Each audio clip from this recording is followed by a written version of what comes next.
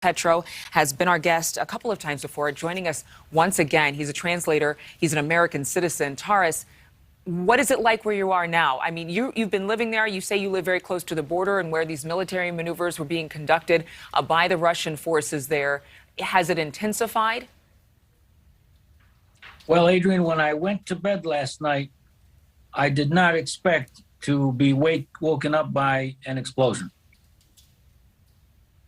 But I'm saying you're still there. You're intact. Your family's intact. Do you feel safe? Do you feel like they're rolling past you just to get to the Capitol?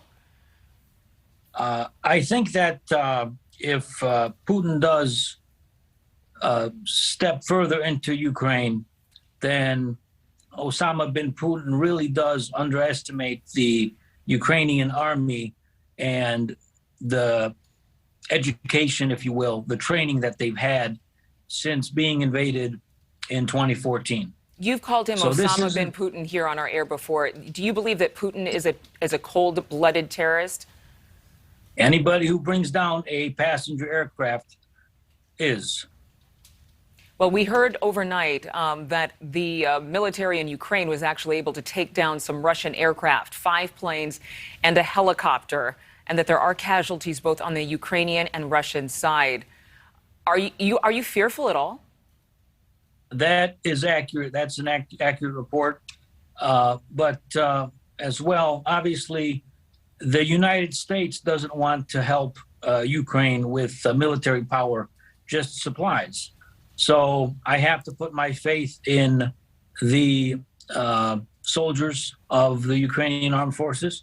And they are actually actively recruiting them because shortly after the explosion, about an hour after that, there was a knock at the door of where I'm staying, and they had 2 summonses for 2 of the military police officers that I'm living with to pack their go bag, and they have 2 to 3 hours, and they're being drafted to the war. How does that make you feel?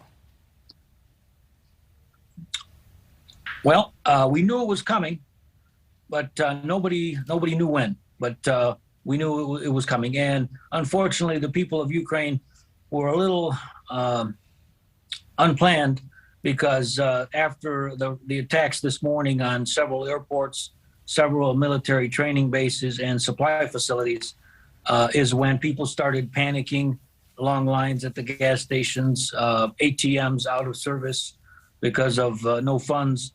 And the stores had mile-long lines as well. Taras, when you say the Ukrainian people knew it was coming, they just didn't know when, why did it take so long for so many to flee the country?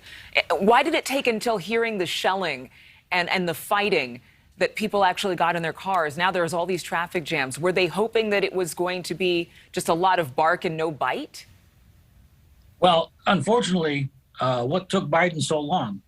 The sanctions should have happened 2 weeks ago, 3 weeks ago, and some of this could have been avoided to show the Russian government that the United States still has a say in this conflict, if you will, in this diplomatic conflict, and a conflict that actually not only Ukraine or Russia or America will suffer, but all of Europe. And if this escalates even more, the problem could be that the United States will have a lot of refugees that will have to come in from Europe, from Ukraine, and the government's going to have to support them for some time. Well, America has been very receptive to helping those in a time of need and asylum. And we'll see exactly how many people would be coming to this nation. But I know that you mentioned the U.S. and wanting stricter sanctions earlier. Is that the prevailing thought of Ukrainians? Do they believe that America should have done more and faster? Yes, that is some of the people of Ukraine's position, because small military arms or supplies won't help if Putin's going to blow them up. They need troops on the ground, and they really do need the backing of the United States and the agreement of the Budapest Memorandum at least if Russia backs out, at least the United States shouldn't back out. And it seems to some Ukrainian people that they are backing out because they were granted assurances and not guarantees.